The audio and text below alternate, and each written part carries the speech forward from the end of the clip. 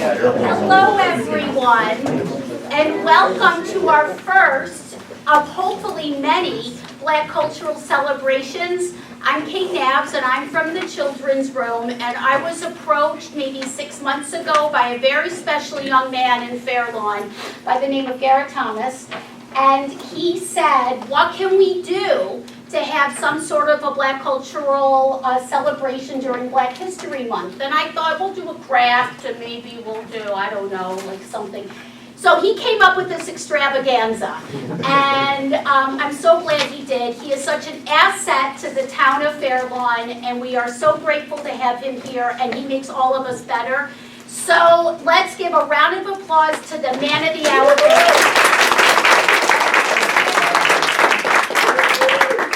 Thanks. I mean, please, I don't know. It's great that you all are here. I think I should be thanking you, not you thanking me, because if it weren't for you, this event wouldn't be possible. So, distinguished Mayor Peluso, Madam Assistant Principal of the high school, Dr. Batiste, artist and singer Frida Bremner, who will be here shortly, the Mullen Jennings Magical Theater, that is coming shortly, STEP team members and the Black Student Union from the high school, and members of the community. Welcome to the first Black Culture Festival for the Fair Lawn Library. During the course of our history, leaders have came and gone. Marchers have marched throughout this nation. From cities such as Selma, Alabama to Washington, D.C., change has been brought throughout this nation for the consensus of everyone being equal. When Dr. King gave his I Have a Dream speech on August 28th, it was of national importance due to the fact that it dawned a new era, an era in America where we would take our issues head on and not just wait for someone to take them for us. Because of his speech, many other things happened. The Civil Rights Act of 1964 that desegregated many areas of American life and allowed us to be in such spaces like hotels, restaurants, and even libraries like this one here. The Voting Rights Act of 1965, which gave us the ballot, which was the most important thing. Because if we don't have the ballot, we can't choose our leaders. And if we can't choose our leaders, we don't get our legislation passed. Now, my fellow people, the stream that has brought us here today must live on. Now, we are in the year 2024, and a lot has been done in this nation, and a lot must be done. For my town of Fair Lawn, I propose that we teach Black history a little more, and that in schools, students like myself must learn Juneteenth and Dr. King's dream and all of the other great things that have happened in this nation comprehensively. Otherwise, the dream that Dr. King has proposed over 60 years later would fade away to the hands of this next generation. The Amistad Law for the state of New Jersey that was passed in 2002 that guaranteed that Black history will be taught in all social studies classes in all schools throughout the whole year is enforced, but not comprehensively, in my opinion. You see, as a student for the past years, Black history meant in schools that I have attended videos, read-alouds, and coloring activities around Dr. Martin Luther King Day, Juneteenth, and Black History Month, just like this time period. More needs to be done throughout the year when Black history is in the curriculum. And we need a more inclusive and equal curriculum, because these few activities, such as read-alouds and coloring activities, do not hold to the standard of assemblies and lectures and community service projects, and something that many students like myself like, some field trips. If we learn about our past honestly and through meaningful lessons, this generation and the generations to come will learn why Dr. King's dream was so necessary and why we must still hold it up today. Otherwise, all the progress that we have made in the past will just come to fade away. This is why I propose that the Fair Lawn Board of Education pass these following demands. First, that Juneteenth should be given off as a federal holiday in accordance with the Juneteenth National Independence Day Act signed by President Biden 3 years ago. Juneteenth is a federal holiday, therefore making all federal funded buildings and federal funded programs getting off. But if schools are federally funded, how come they don't get the day off? That is a question of national importance. Therefore, we should be enforcing the law. And if we are not enforcing the law, we're definitely doing something wrong. That there will be assemblies on Black history, along with lectures from prominent Black leaders. This allows us to know our history in a great way, because an assembly would allow for all the students in this community to learn what we need to learn. And of course, it will allow the prominent leaders of our community, the elders, to share with the next generation so that they will learn from them and they will be able to carry the torch on later. That there will be a course of study on Black history, because a course of study allows for students to be prominently and actively engaged in a topic. If you've ever been in a course of study, which of course you all have been, for a topic such as, let's say, writing, you know that you're always doing something in that topic until that topic comes in, and then there's another course of study on something else. You're actively engaged every single school day. A course of study on this will allow for the students to be actively engaged, therefore allowing them to learn the history even more along with these assemblies. That there be a community service project on Black history, allowing for the students of our community to come together and organize and host an event teaching our community Black history, just like this event today, but instead with a student-led body. This will allow the students to use the skills that they have learned towards using them towards allowing the community to learn just what they learned. Therefore, having the education spread among a wider community. That there be assemblies on racism, because not only can we learn about Black history, but we also have to learn about what people do that is wrong and how we can stop it, and how we can stand up to it and do better. Because, as I've witnessed, because in my school, unfortunately, I have been the witness and the victim of racism, uttered slurs, uttered gestures. It's been very unfortunate for that to happen to anyone in my school. But thank you to the teachers and to the principal of my school for addressing it properly so that it could end. Of course, I'm not getting into the politics, but I just want to make sure that we know how these things will help our youth. Lastly, that there be an implementation of these goals as early as possible. Because we don't need to wait. We don't want to wait 2 years, 3 years, or even a year for these reforms to come. Because these reforms need to come now because of their progressiveness. It is time that these reforms come to place. No one should be felt of less of a person. Therefore, my plea for these reforms. Teach Black history properly in schools so the behavior of the students and others will change towards a more educated, and a more unified place. Respect of our events do not hold parallel to activities when we are celebrating our culture, denying our very own and others of being in attendance.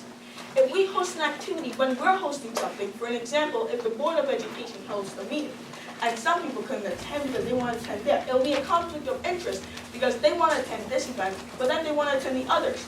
We can't have that. We need, for our days, when we have cultural events, to be free so that the people can come to them without being stressed about having to go to something else. Even though we face these challenges, we are making great changes for this community, especially with our leadership from Mr. Mayor Peluso. Our great mayor has been a staunch supporter of unity and collaboration between the ethnic groups, making and establishing the Community Relations Advisory Committee, which I thank you for, because that committee has created events such as Juneteenth, Holi, and other cultural events so that we can actually know each other's culture and not just confine ourselves to ours. We've got to learn each other's because our struggle is the same. We want to be preserved and we want to be heard.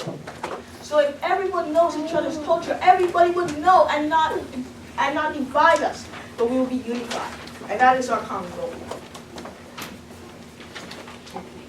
We have a menorah lit by the municipal building for the holidays and a Christmas tree next. That is a paramount symbol of unity between groups. Because when we have one symbol of one culture and another of the next, it shows that both of us are coming together for one common good, for love and for hope. So if our community can do all of these great things, the Board of Education should be unifying us deeper and more meaningfully through the teaching of Black history and other cultures, because no one should be forgotten. When we are advocating for these changes, some people say, have patience and wait. Well, we have been patient for over 60 years. And since Dr. King's dream for change, I believe that we as a community have waited enough for these reforms. I hope that the Fairlawn Board of Education will take my proposals to heart and make these changes for the good of our community, for a more perfect union. One thing we must know is that we all must come together as one for the common good. We cannot divide ourselves among our groups. Otherwise, we're dividing ourselves while advocating for unity, which is total contradiction. We're on the march, folks. On August 6th, when I hosted a march to advocate for Black history, we had 11 attendees. 3 of them, besides myself, were children, showing how our next generation is getting involved. I got a petition signed by a few attendees, which has now grown to 33, thank you to Change.org. So everyone, if you can sign this petition, we can get closer to my goal of 300, so that we can bring this further and get it to the Board of Education, so that these reforms will not just be on a poster board, but will be a reality. So please get involved. If you go to Change.org and you type in Teaching Black History Properly in Fairlawn, New Jersey, you would see my petition, and you can sign it right there.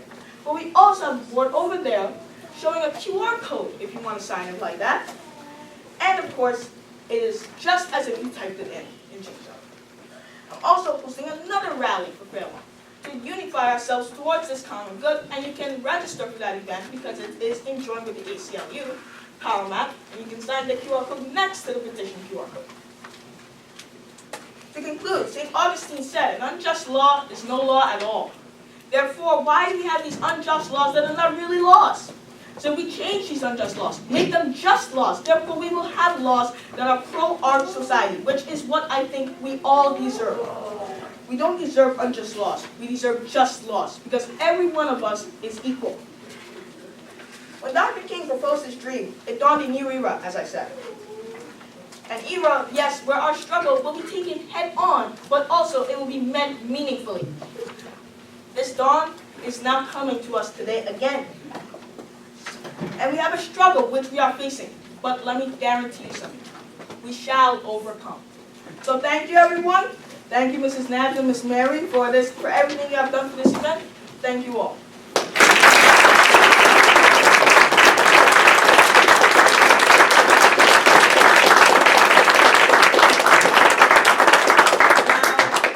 Now, I would like to introduce to you someone that is more senior than myself. Our great mayor, Mayor Craig Peluso.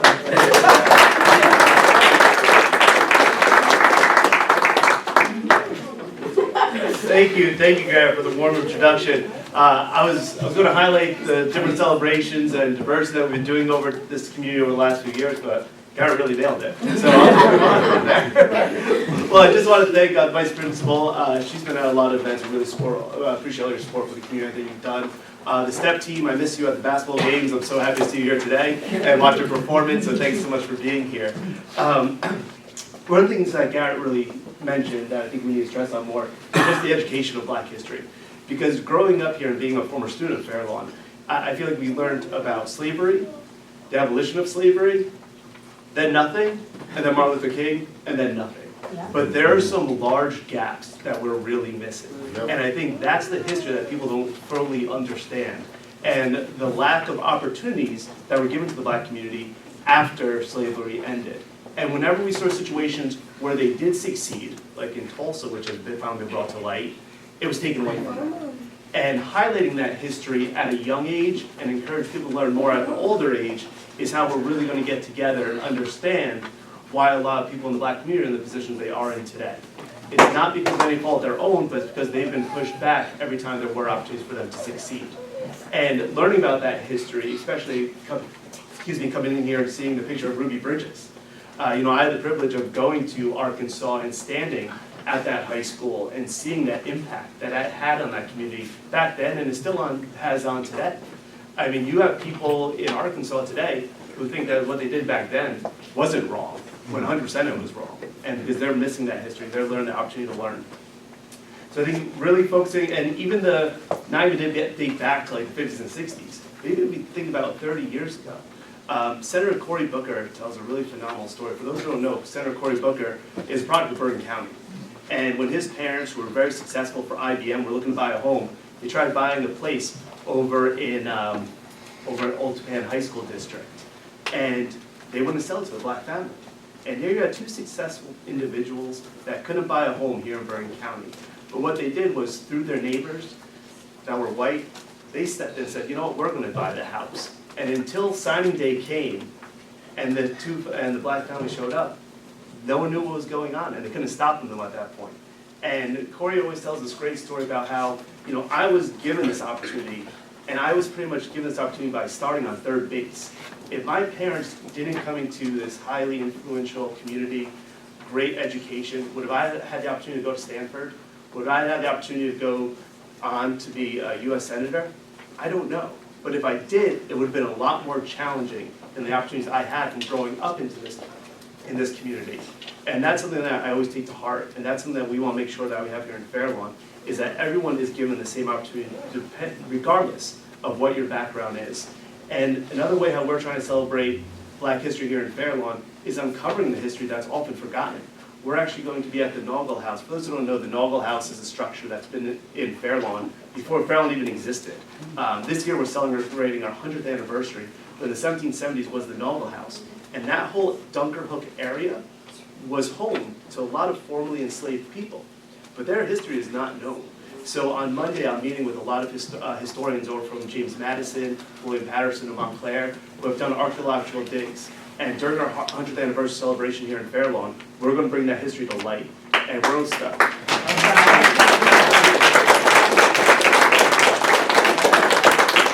And that's going to be a big part of what we're going to acknowledge, is their struggles and also their contributions to making Fairlawn what it is today. And we're doing a lot during this 100th celebration, and that's something that I'm most proud of, is uncovering this history that's been forgotten, telling those stories, telling about those individuals, and making sure that everyone knows that regardless of your background or where you're from, you're part of Fairlawn's history, and you're someone who contributes here, and we want to honor and say thank you for all that. So thank you, Garrett, for putting this all together. This was a great event, and we really appreciate it, and hope to be here again next year so we can celebrate with all of you together, and to make huge gains to really recognize and acknowledge Black History Month. So thank you. I do want to mention too, we are also in Congressman Gottheimer's district. Congressman Gottheimer couldn't be here today, but he's always phenomenal with sending someone from his office just to provide acknowledgement and to speak on behalf of Congressman Gottheimer's office. So thank you so much for being here today. Good afternoon, everyone. My name is Diana, and I'm from Congressman Gottheimer's office. In honor of today's event, I'm here to present the following. I'm here to present this Congressional Certificate of Recognition to the Maurice M. Pine Free Public Library on the occasion of Fairlawn's 2024 Black Cultural Celebration. In recognition of your outstanding and invaluable service in the community, your commitment to Fairlawn and the 5th District is exemplary.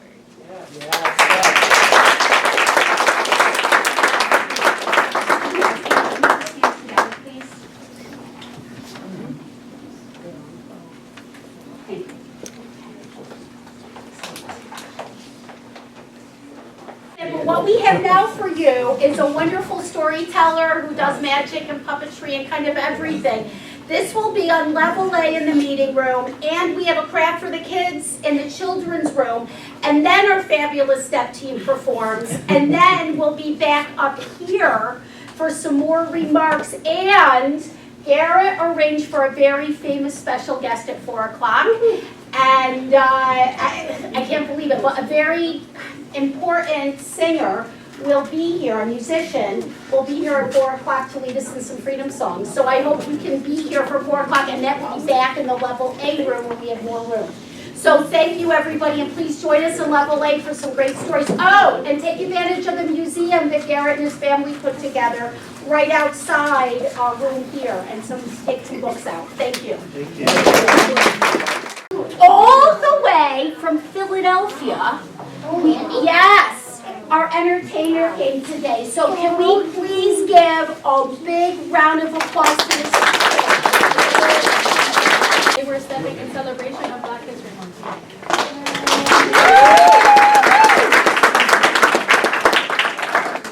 5, 6, 7, 8. Say C-H-A.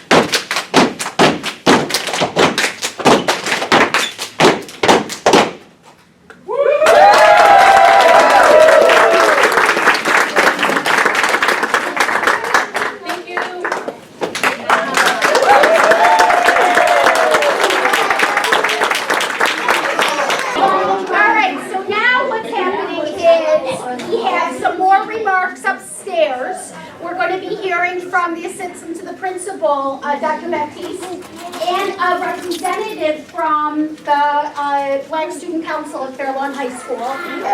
But meanwhile, and then we're going to be back in this room for something really cool, and I'll make sure everyone knows about it and comes back in here.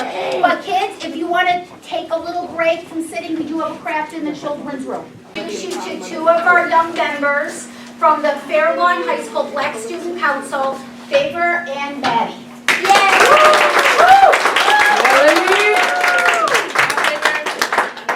Hello, on behalf of BSU, I want to say how amazing this whole program is, and as a high schooler, I'm just amazed at what this middle schooler is doing, and it just gives us the hope that our young community is going to be doing amazing things in the high school, and I hope Dr. B can see that too. And I want to assure you that we are in the works of doing something good for our school this month, and we're going to do like an event for our high school so they can get a glimpse of what truly Black history is to us and our club. And thank you.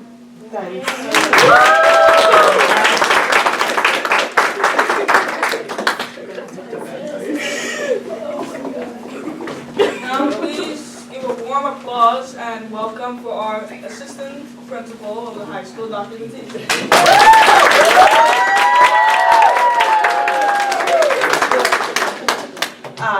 This has been awesome, and I'm going to go off script for 2 seconds.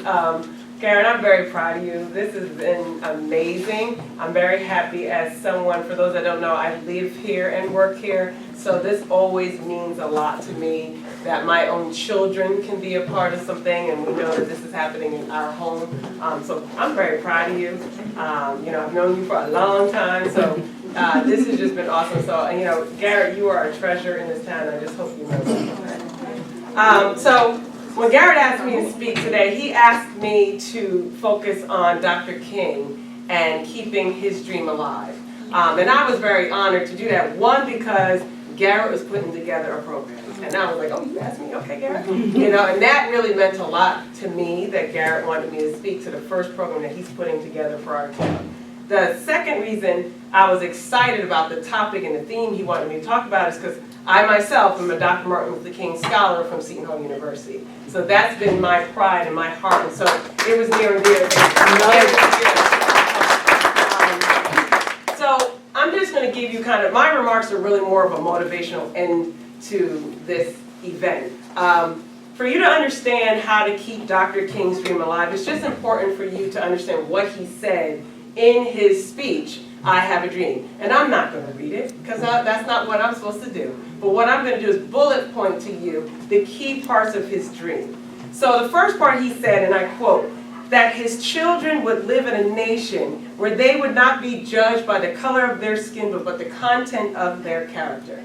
The second thing he said was that one day every valley shall be exalted, every hill and mountain shall be made low, and the rough places will be made plain, and crooked places will be made straight. He also said that one day this nation will rise up and live out the true meaning of its creed. We hold these truths to be self-evident, that all men are created equal.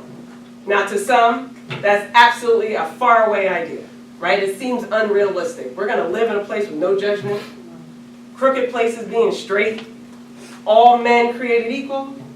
All right, give me a break, right? That seems like a dream. Absolutely a dream. But how many of you guys remember a dream that you've had that was so vivid that you felt like you were awake in that dream? How many of you felt that before, ever in your life? How many of you ever had a dream, you fell asleep, you're in this dream, you wake up and you're confused because you thought it was real? How many of you felt that before? How many of you guys ever woke up grabbing something in your dream and you got the pillow in your hand? How many of you has ever felt that? No. Right? How many of you guys ever had a dream where it was so good that you woke up and said, how can I get back to sleep so I can jump back into that dream? Rich, that was you trying to keep the dream alive. That's what you were doing. You were trying to hold on to that dream because you felt it. You saw it. It was real to you, and you had the desire to make that true. So how do we do that with Dr. King's dream? Well, the only way I can help you understand that is to give you a dream I had and kind of walk you through that step. it was 7 years ago, and I was pregnant with my son. Where is he, by the way? I don't know where he is. I think he went to the crowd. He's playing. Well, I was pregnant, and anyone that knows when you're pregnant, your dreams are vivid.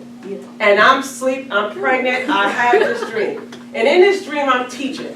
And my background is special ed, so I've taught many different subjects. At that time, I was an earth science teacher. And in this dream, I'm teaching my earth science. I'm in the classroom, and the sky got dark. And I looked out, and I was like, wow, what's going on? And I moved to the window. And I see a bunch of strings hanging through the window. So I grabbed the string, and I pulled, and Jupiter came right by the window.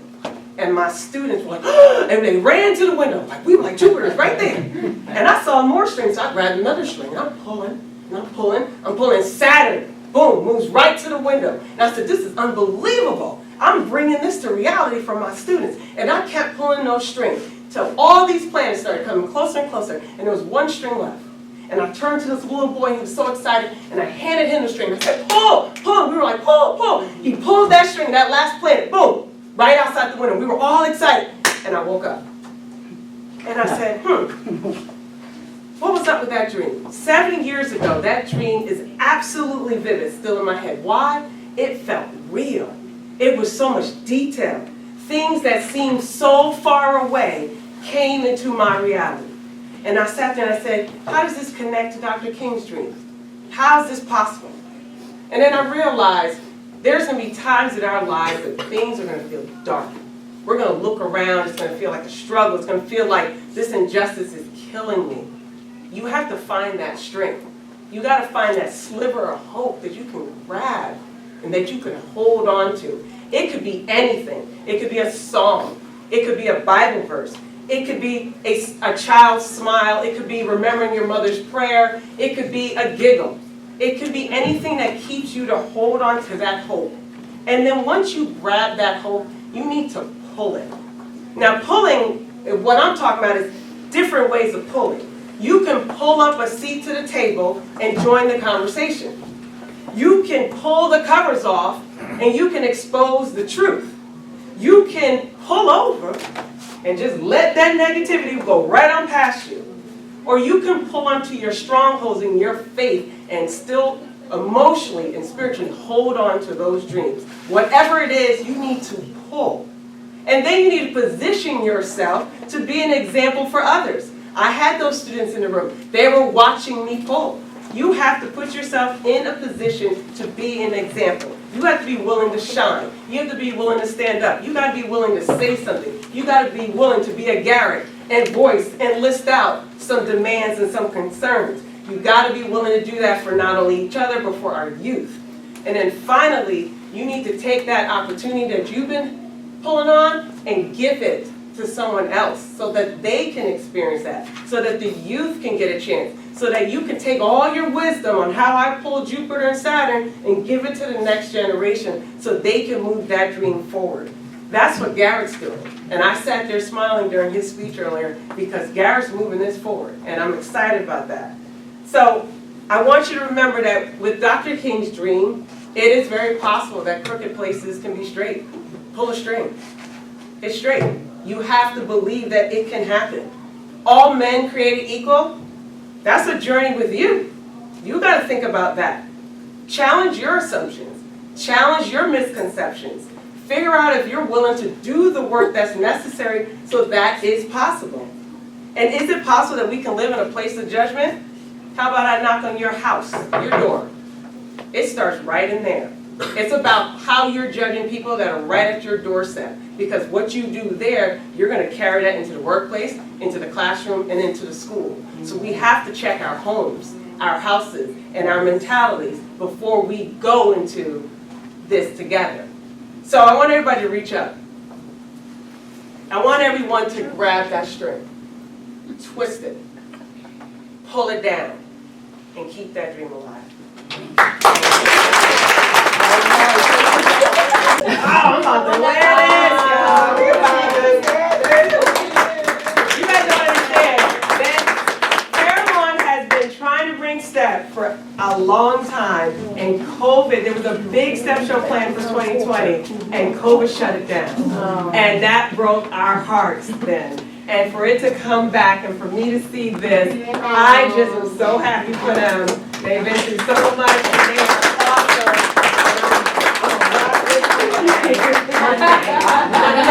I'm wearing it Monday. I'm proud of you guys. Thank you, And Dr. represent more. Be purposeful. That's what they were talking about. Thank you. Can we get another round of applause? Just here vamping for time, so you guys know our special guest is still setting up. So if you guys would like, please take a look at our history, all the posters, and also so you know too, we do have a book display of both children's books and adult books about NT. Oh wow, NT books about Black history. So please check them out. Literally, check them out. But don't go, because it's worth it if you can hang in there for 15 minutes. It's really very cool. So nobody go anywhere, but you can't leave the room. All right. So, Ms. Nabs, we have to mention that we have Rebecca at our photo gallery. Yes. Right. Thank Yes, you. absolutely. She reminded me just now. And we gotta make sure to take, after this, we're gonna take pictures, lots of pictures. Right. At the photo gallery with Rebecca.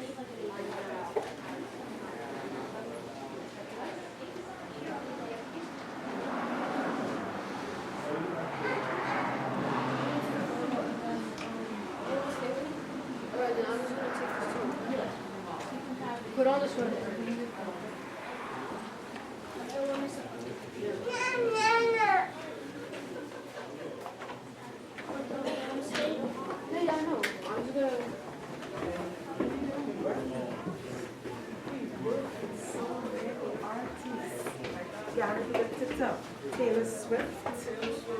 You name it.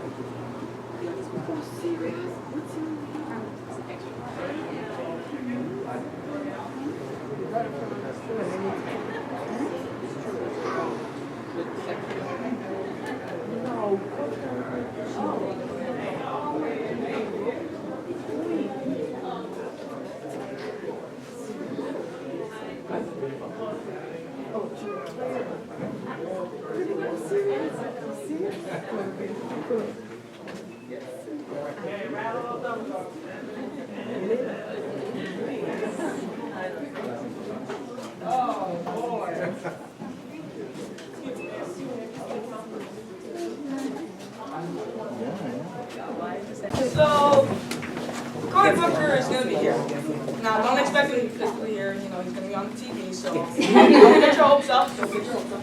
But we went through a lot of work, confirmations, emails, phone calls, this and that to get our great Senator Booker here to speak. So he decided he was going to get a compromise. He was going to speak, but he was going to get on with it and send it to us so that we can play it, so that at least he will be a part of the program. So please enjoy our remarks from Senator Booker that is virtual. With the coming of every February, I'm reminded to reflect on the remarkable more than 4 centuries of Black history in what is now the United States of America. Our nation is great because of all of its people. And we know that Black history and Black History Month is more important today than ever because we see more and more that there are places in our country where the extraordinary story of Black Americans is being under assault. When it comes to being taught in our schools, we see some pulling back that truth about who we are from our curriculum.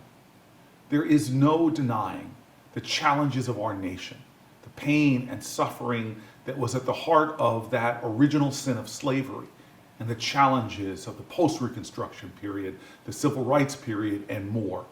So much of the challenge of Black history, the pain and the struggle, actually adds to the glory of America, does not diminish it.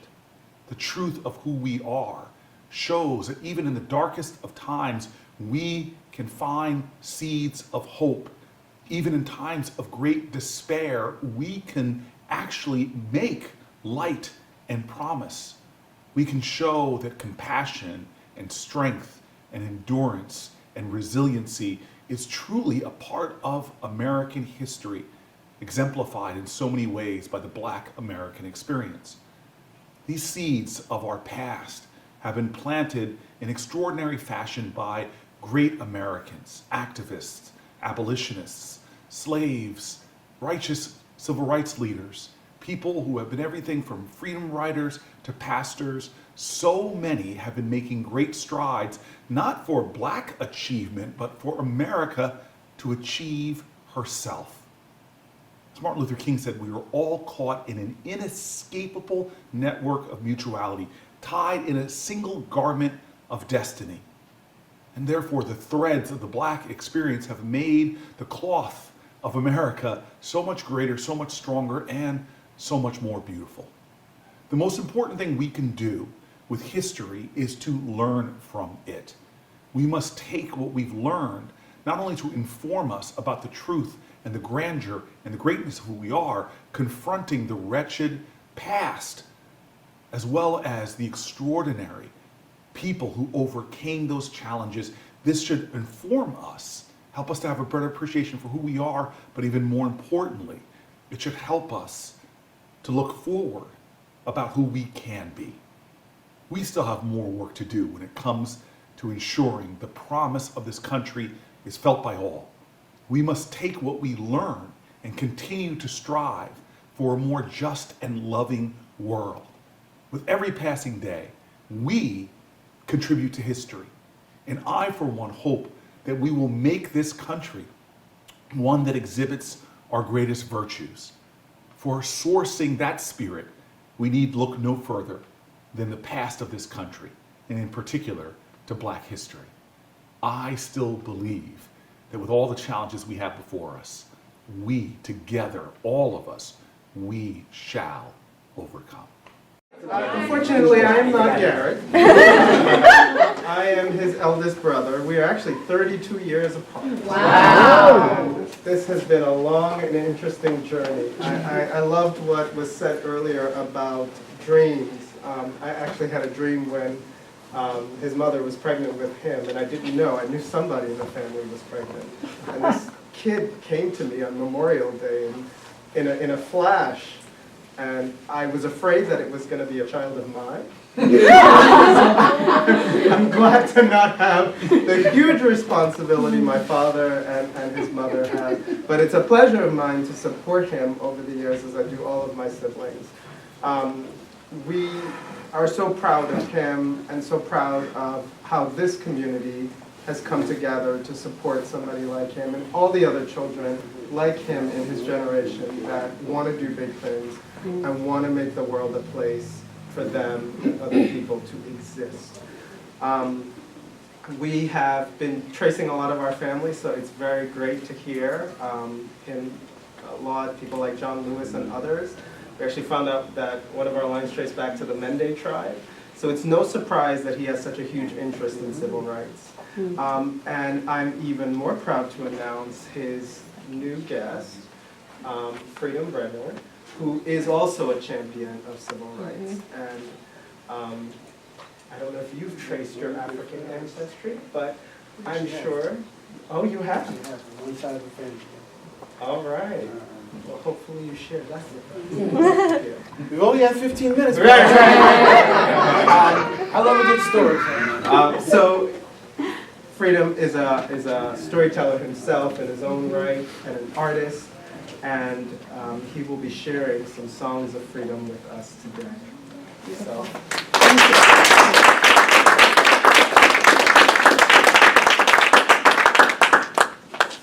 Thank you all.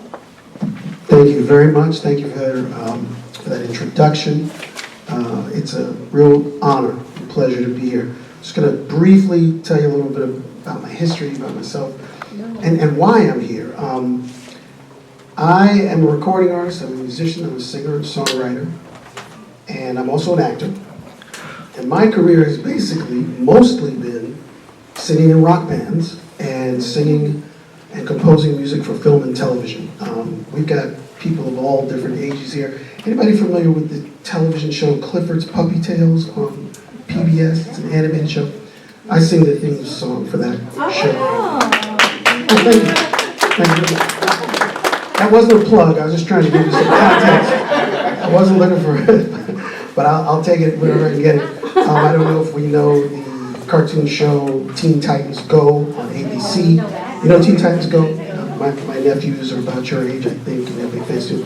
I'm one of the singers who, sometimes the characters, the superheroes, the actors who play them are not such strong singers. So they bring me in to sing in character as them.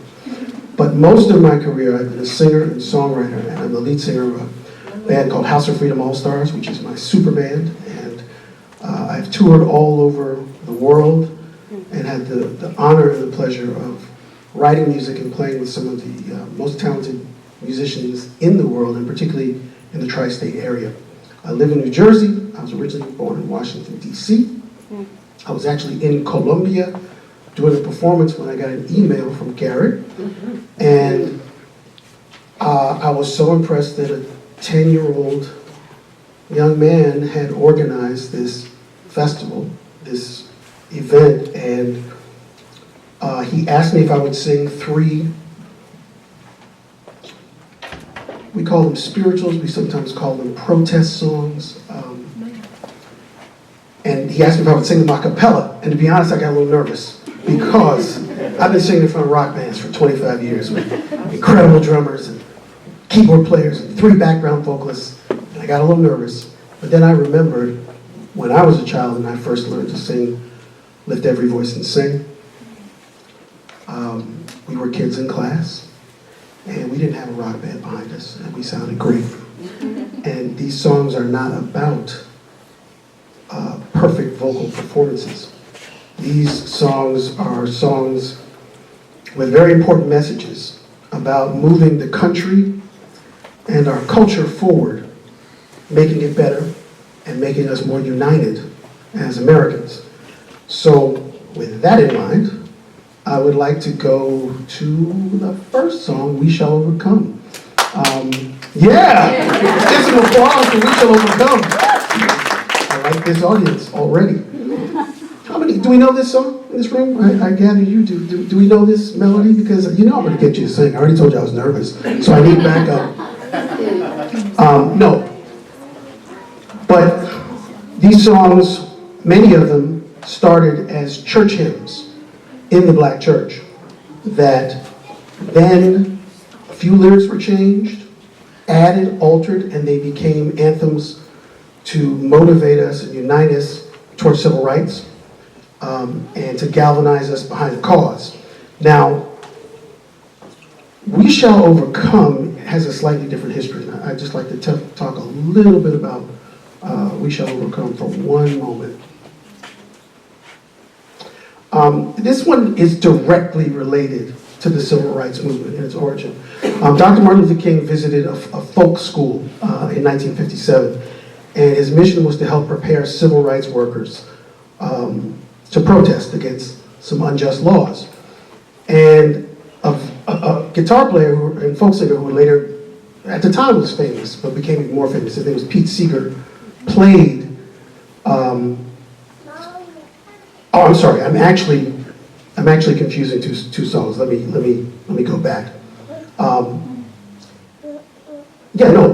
Pete Seeger played "We Shall Overcome," and it stuck with Dr. King. And he actually told his colleagues that there was something about the song when he heard it at the school that was haunting. And he kept requesting it at different events that he would appear at. And it has a long history since then with many people. Part of the melody actually is from European songs from the 1700s. And it goes back to parts of Sicily, believe it or not.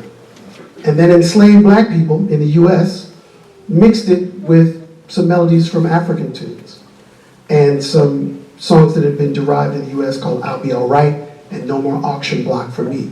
All these melodies got kind of merged and some of the lyrics, and that's how we have the modern We Shall Overcome today. You ready to sing? Oh, yeah. All right, we're gonna get some pitch. We're gonna start here. We shall overcome. We shall overcome. We shall overcome someday. Oh, deep in my heart, I do believe that we shall overcome someday. Feel free to jump in. We'll walk hand in hand. We'll walk hand in hand. We'll walk hand in hand someday. Oh, deep in my heart, I do believe that we'll walk hand in hand someday. Very nice, third verse. We shall live in peace. We shall live in peace. We shall live in peace someday. Oh, deep in my heart, I do believe we shall overcome someday. We'll walk hand in hand. We'll walk hand in hand. We'll walk hand in hand someday. Oh, deep in my heart, I do believe that we shall overcome someday. Very nice. My apologies, a couple of lyrics were wrong, but you all follow along like professionals. Look at that, it's a beautiful thing.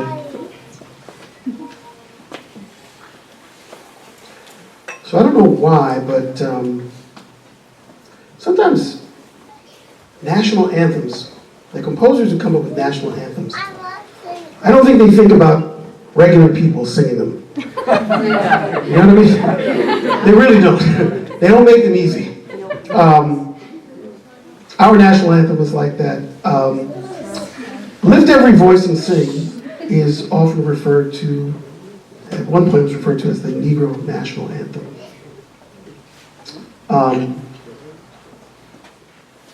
I grew up singing this song in school, and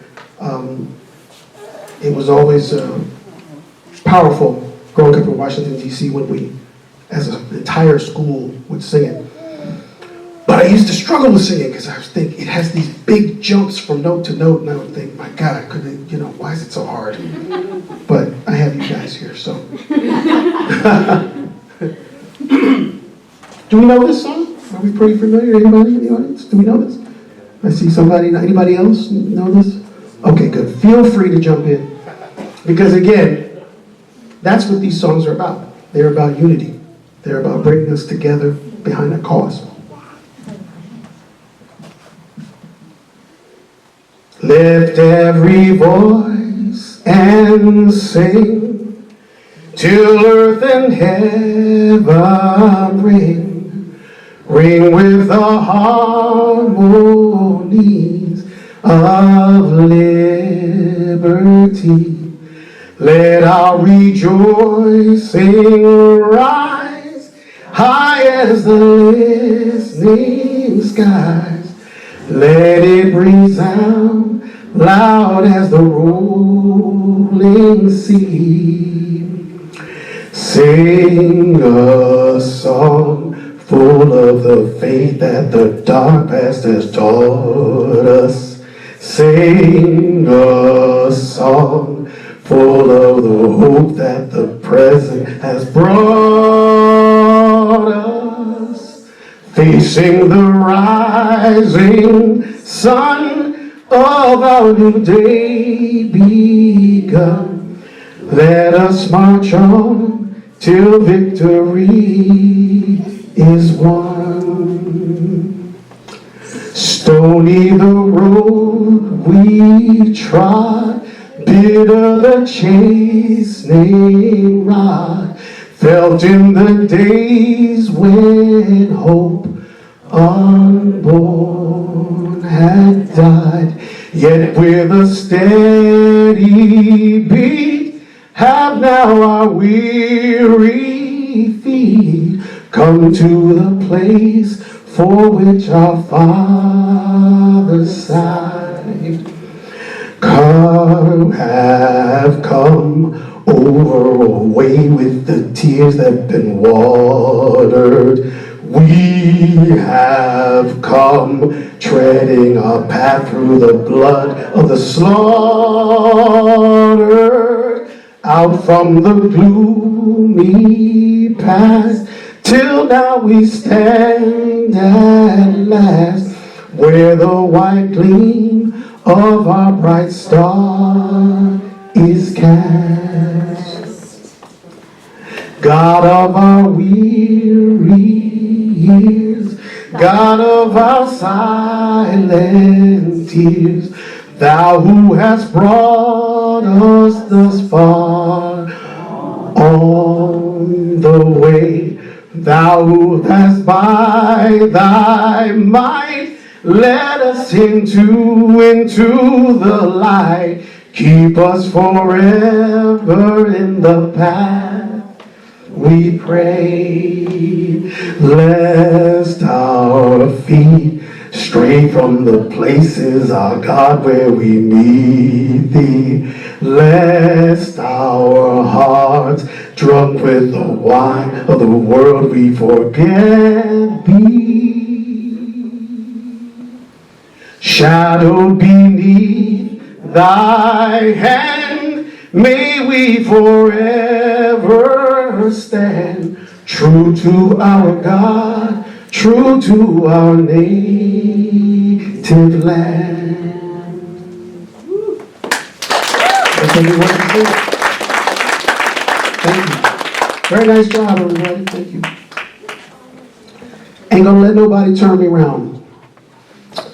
This also comes from a church hymn originally, and the part "ain't gonna let nobody turn me around," the "me" was changed from the original gospel, and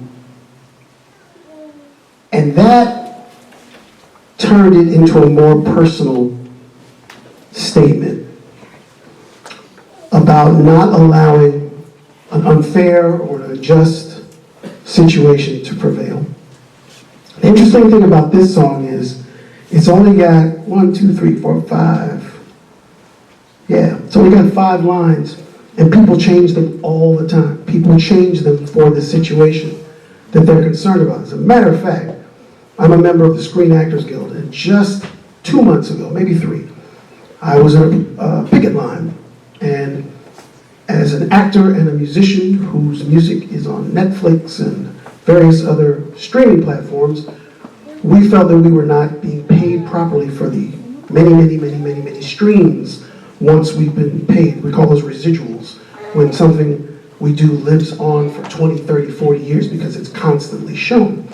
The contract we had for those residuals we felt was unfair. So in our picket line, We were singing, ain't gonna let nobody turn me around, turn me around, turn me around, ain't gonna let nobody turn me around. Keep on walking, keep on talking, walking in freedom land.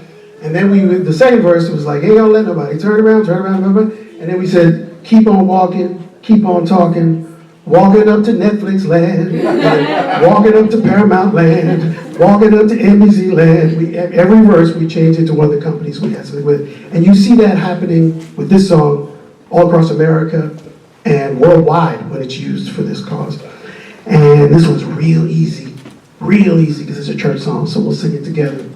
Do we know the melody of this? If not, I'll set it up and you all can join me. And we're gonna clap on this one because it's just that kind of song. I'm gonna set a tempo. There we go. Keep it up. Keep going. Ain't gonna let nobody turn me around, turn me around, turn me around. Ain't gonna let nobody turn me around. I'm gonna keep on walking, keep on talking, walking in the freedom land.